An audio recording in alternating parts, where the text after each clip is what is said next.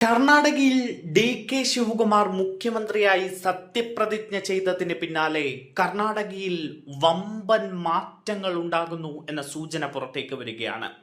DK Shivakumar കർണാടകയിലെ മാത്രമല്ല ഇന്ത്യയിലെ തന്നെ ഒരു ജനപ്രിയ നേതാവാണ്. പ്രത്യേകിച്ച് കോൺഗ്രസ് പ്രവർത്തകർക്കിടയിൽ വലിയ ഇമേജുള്ള ഒരു നേതാവാണ് DK ശിവകുമാർ.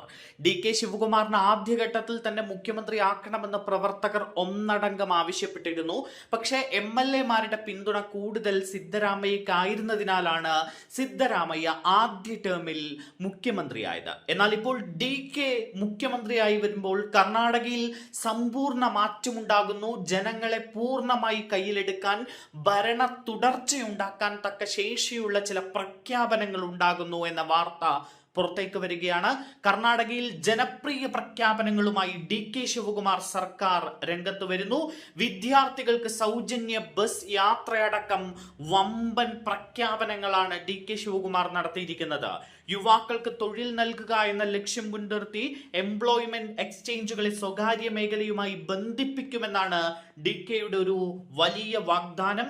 കൂടാതെ 56,000 സർക്കാർ തസ്തികകളിലേക്ക് ഉടൻ നിയമനം നടത്തുമെന്നും ഭാരത് ജോഡോ എന്ന പേരിൽ സംസ്ഥാനത്ത് 10,000 യൂത്ത് ക്ലബ്ബുകൾ 10 ലക്ഷം രൂപ ഗ്രാന്റ് അനുവദിക്കുമെന്നും പ്രഖ്യാപനമുണ്ടായിട്ടുണ്ട്.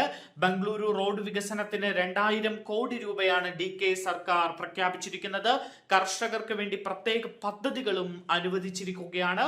ഉപമുഖ്യമന്ത്രി G പരമേശ്വര ഉൾപ്പെടെ 13 മന്ത്രിമാരുമായി നടത്തിയ ആദ്യ മന്ത്രിസഭാ യോഗത്തിന് ശേഷമാണ് DK ശിവകുമാർ നിർണായകമായിട്ടുള്ള ഈ പ്രഖ്യാപനങ്ങൾ നടത്തിയിരിക്കുന്നത്. ബുധനാഴ്ച വൈകിട്ടാണ് കർണാടകയുടെ 18ാമത് മുഖ്യമന്ത്രിയായി DK ശിവകുമാർ അധികാരമേറ്റത്. DK ശിവകുമാറിനൊപ്പം അദ്ദേഹത്തിന്റെ മന്ത്രിസഭയും സത്യപ്രതിജ്ഞ ചെയ്ത് അധികാരം ഏറ്റെടുത്തു. ഭരണഘടനയുടെ ചെറുപതിപ്പ് കയ്യിലേന്തിയായിരുന്നു DK ശിവകുമാർ സത്യപ്രതിജ്ഞ ചെയ്തത്. DK ശിവകുമാറിന്റെ സത്യപ്രതിജ്ഞാ ചടങ്ങിൽ കോൺഗ്രസ് നേതൃനിര ഒന്നായി എത്തിച്ചേർന്നിരുന്നു. ലോക്ഭവനിൽ നടന്ന സത്യപ്രതിജ്ഞാ ചടങ്ങിൽ ലോക്സഭാ പ്രതിപക്ഷ നേതാവ് രാഹുൽ ഗാന്ധി, കോൺഗ്രസ് അധ്യക്ഷൻ മല്ലികാർജുൻ ഖാർഗെ, AICC സംഘടനാകാര്യ ജനറൽ സെക്രട്ടറി KC വേണുഗോപാൽ, കേരളത്തിന്റെ മുഖ്യമന്ത്രി VD സതീശൻ അടക്കമുള്ള കോൺഗ്രസ് നേതാക്കൾ പങ്കെടുത്തിരുന്നു. എന്തായാലും കർണാടകയിലെ കോൺഗ്രസിന് വലിയ ആവേശമായിരിക്കുകയാണ് DKയുടെ ഈ മുഖ്യമന്ത്രി സ്ഥാനം. കാരണം DK ശിവകുമാറിന് ജനങ്ങളെ ഒപ്പം എങ്ങനെ നിർത്തണമെന്നറിയാം, കോൺഗ്രസ് പ്രവർത്തകരെ എങ്ങനെ ഒന്നിച്ച് മുന്നോട്ട് കൊണ്ടുപോകണമെന്നറിയാം. വലിയ രീതിയിലുള്ള സംഘടനാ ശക്തിയുള്ള ഒരു നേതാവാണ്. സംഘടനാ തലത്തിലൊക്കെ വലിയ പൊളിച്ചെഴുത്ത് നടത്തിയ ഒരു നേതാവാണ്. അതുകൊണ്ട് തന്നെ കർണാടകയിൽ ഒരു ഭരണമാറ്റം ഉണ്ടാകില്ല, ഭരണ തുടർച്ച തന്നെയാണ് കോൺഗ്രസ് അവിടെ ലക്ഷ്യം വെക്കുന്നത്. അതുകൊണ്ട് തന്നെ 2ാം ടേമിൽ DK ശിവകുമാർ മുഖ്യമന്ത്രിയായി എത്തുമ്പോൾ കോൺഗ്രസിന് കർണാടകയിൽ പ്രതീക്ഷയേറെയാണ്. മാത്രമല്ല കർണാടകയിലെ ജനങ്ങൾക്ക് വമ്പൻ പ്രഖ്യാപനങ്ങളാണ് ഇപ്പോൾ DK ശിവകുമാർ മുന്നോട്ട് വെച്ചിരിക്കുന്നത്.